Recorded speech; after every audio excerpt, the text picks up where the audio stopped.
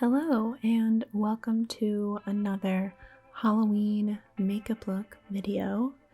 Today I'm using liquid latex, which is a product I've never used before, but I want to start using SFX products more, and I want to learn more about SFX and the different techniques because that makeup really interests me and it's something that I just want to do more of.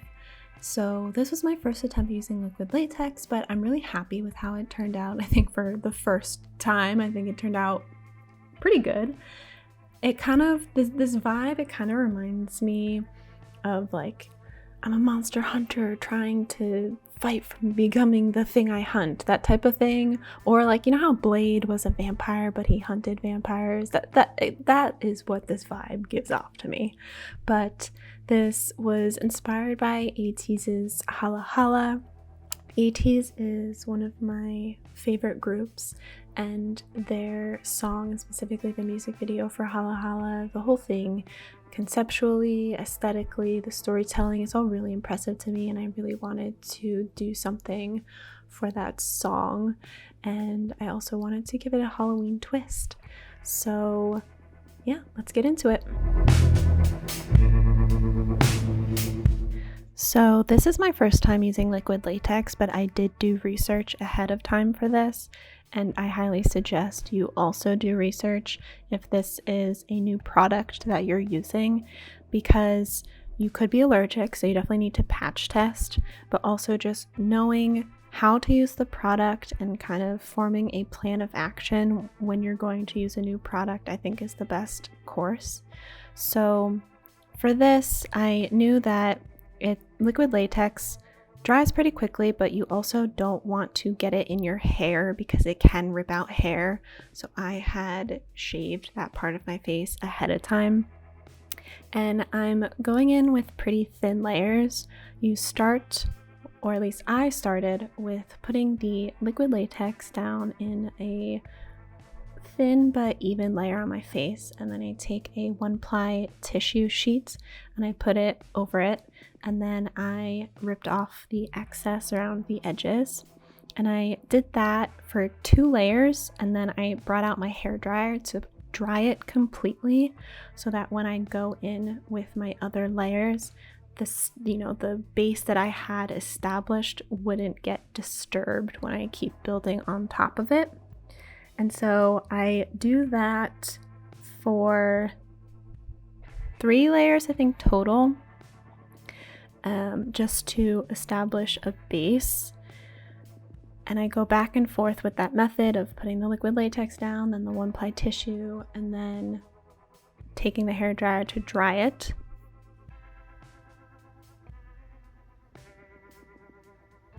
Okay.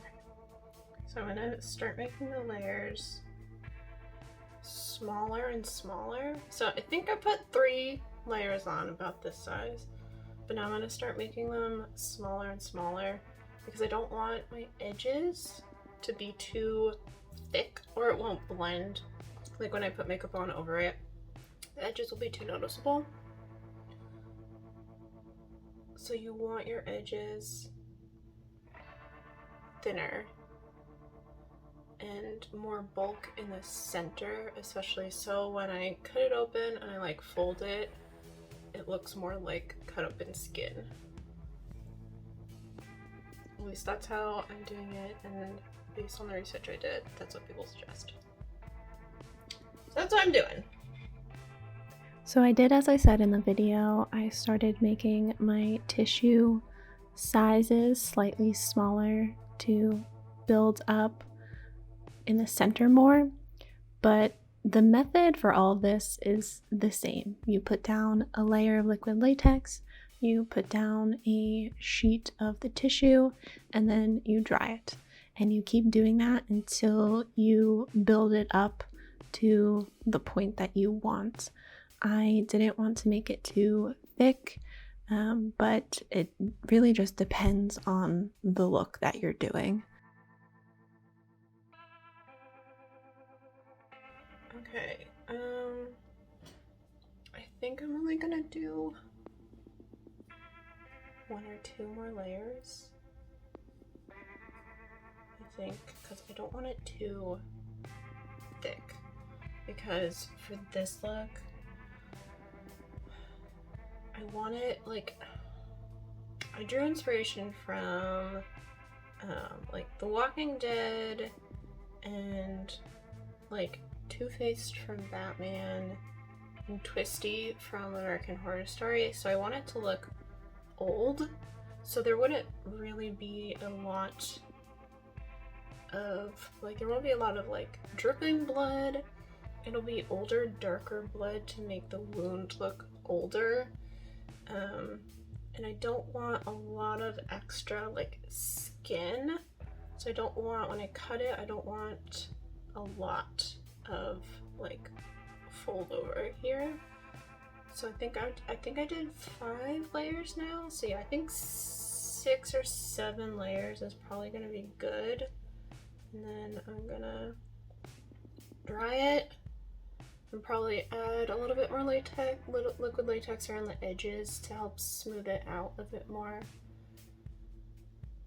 And then cut it open, I think, and see how I did. And if it turned out shit, I'm gonna start over. I ended up just going in with one more layer.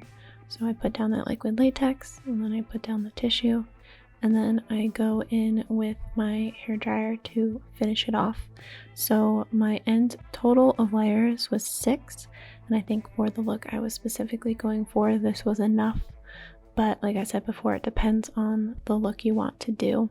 But after that's all dry, I then go in with liquid latex around just the perimeter of the fake wound that I've established, and this is to hopefully help smooth it out so that when it transitions from my real skin to the fake wound, it looks as smooth as possible.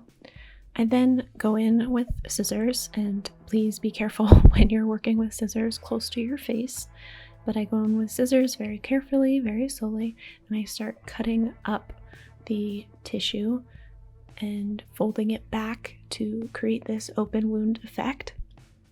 And I start cutting up the edges and rolling it back and positioning it and just figuring it out how I want it to sit and how I want it to look. And I think in hindsight, I probably would have cut up the edges a bit more so they looked a bit more ragged, because I think in the end product they were just that slightly bit too perfect looking, and obviously with an open wound it wouldn't be perfect looking. But I put down some more liquid latex to fold back those edges to keep them down because I didn't really want flaps of skin. This is an older wound effect that I'm going for, so I didn't want so much like cut open flappy skin. I kind of wanted it to be more worn down looking, so I thought rolling it back and gluing the edges down will give that effect more. And I also put some tissue in the center of the wound to add texture, because obviously under our skin we have muscle, so it's not going to be perfectly smooth. So I wanted to add some texture in the center so that when I put the makeup down, it looks slightly more realistic.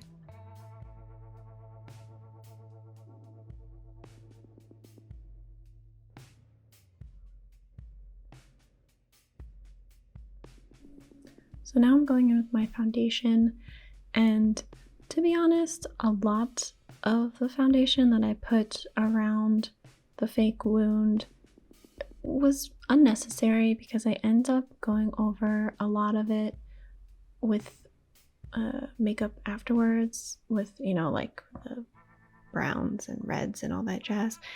So you definitely want to try and get the wound to be as cohesive with your natural skin as possible so it doesn't look obviously fake. But in hindsight, this step, you know, putting my concealer over the exposed tissue parts was kind of unnecessary because I end up covering it later. But I start off going in with a bright red that I later will kind of dirty it up, muddy it up with this brown. So again, as I've said, I'm going for a old wound look, so I don't want anything looking too fresh.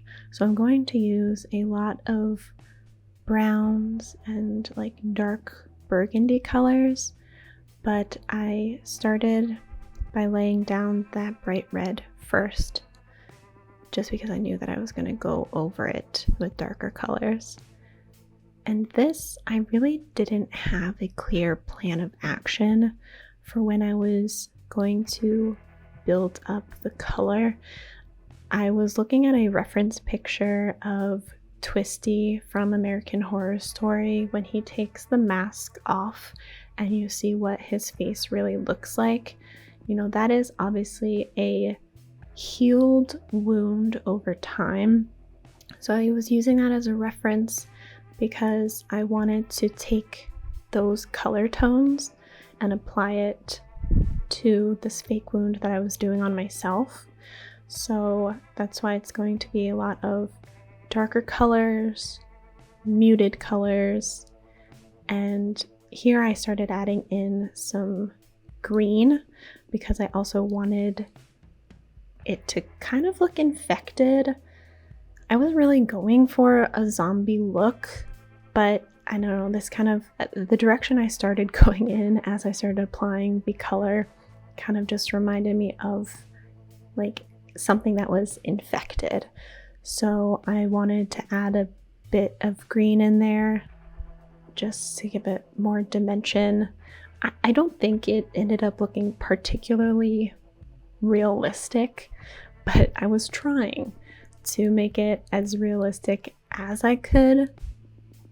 And you can see from the video, I just keep going back and forth. There wasn't really any rhyme or reason to how I was applying the color. I was just building it up in patches, slowly blending it out, going back and forth between my SFX cream colors that I have, and also using eyeshadow in certain spots. And then I also added a little black underneath the like tissue flaps that I had to create more of a shadow. I did want a shadow, but I didn't want to use too much black because obviously with, you know, our real skin and our real blood and muscles and everything, there's no black. It's just a lot of like darker red tones. So I didn't want to use too much black.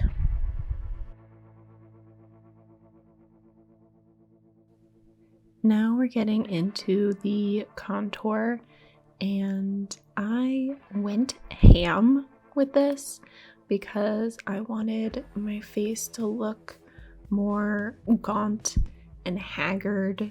You know, like I've been through some shit because I got this wound on my face, so clearly I've been through something. And so I went in with a gray taupey color, and I just went the most severe I've ever gone with my contour and was really trying to carve out my cheek area. And I also put some on my forehead, but in hindsight, I did not need that because I was wearing a hat, so that part was covered anyway. And then I also took the same gray taupey color and I put it all over my eyes and really accentuated the inner part of my eye socket area because, again, I wanted it to look gaunt and haggard, and I really want to play up the shadows on my face so they seemed deeper. I then went in with a bit of a darker gray color on my eyelids just to add more dimension. I mean, it's not really necessary, but I wanted it to look good. It's a makeup look. I want it to look good, but also realistic too. And so I added that darker gray over and was blending it out.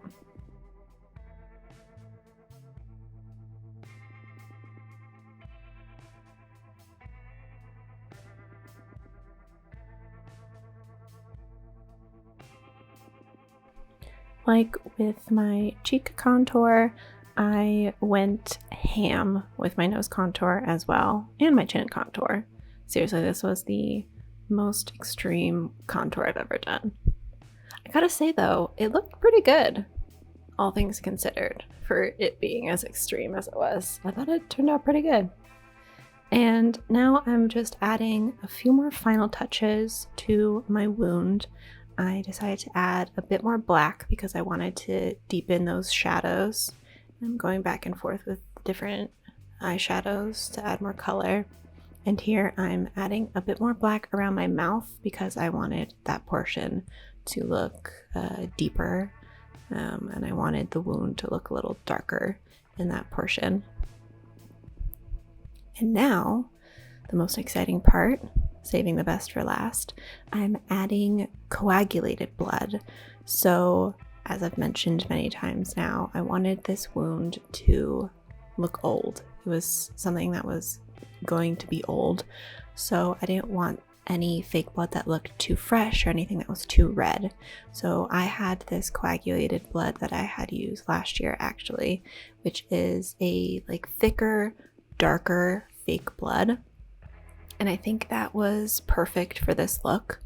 And I just go in with a Q-tip and add it to portions around the outside of like where the wound would have been cut, I guess.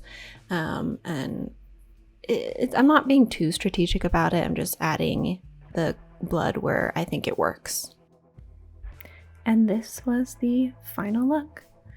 Again, I am really happy with how this turned out. I think it came out close to how I had envisioned it in my head, and the hats and the mask are mimicking the outfits that the ATEEZ members wore in the Hala Hala music video. So overall, I think that the vibe gives off what I was going for, and you know, I added a red light too to make it more moody. But I'm happy with how it turned out. Definitely room for improvement when it comes to SFX makeup, but I think I'm on the right track here. And I hope you enjoyed this Halloween video, and I will see you guys next time.